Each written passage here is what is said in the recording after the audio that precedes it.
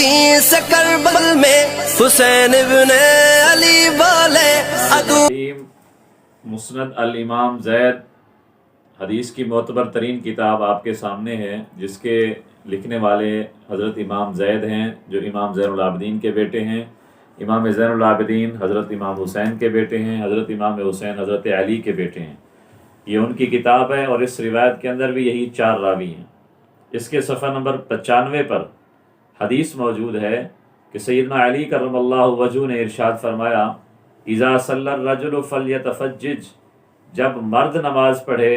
تو رکوع اور سجدے کے اندر کشادگی کرے، اور وَإِذَا سَجَدَتِ الْمَرْأَةُ، اور جب عورت سجدہ کرے فَلْتَحْتَفِظْ، تو سکڑ کر سجدہ کرے، وَلْتَجْمَعْ بَيْنَ فَخِذَيْهَا، اور اپنی رانوں کو جمع کرے، ملائے، سکیڑ لے۔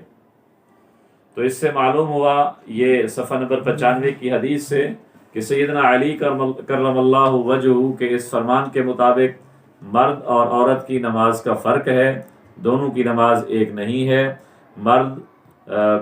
کھلا کشادگی کے ساتھ رکوع سجدہ کرے، عورت سجدہ سکڑ کر کرے، کیونکہ اس میں پردہ اور حیا زیادہ ہے۔ تو جو میری مائیں اور بہنیں مردوں کی طرح نماز پڑھتی ہیں، ان کو سیدنا علی کرم اللہ وجہہ کے اس سنت پر اور اس حکم پر اور اس فرمان پر عمل کرنا چاہیے کہ آپ نے فرمایا کہ عورتیں سکڑ کر اور پوشیدگی کے ساتھ اور جمع کر کے اپنی رانوں کو ملا کر زمین کے ساتھ سجدہ کرنا چاہیے۔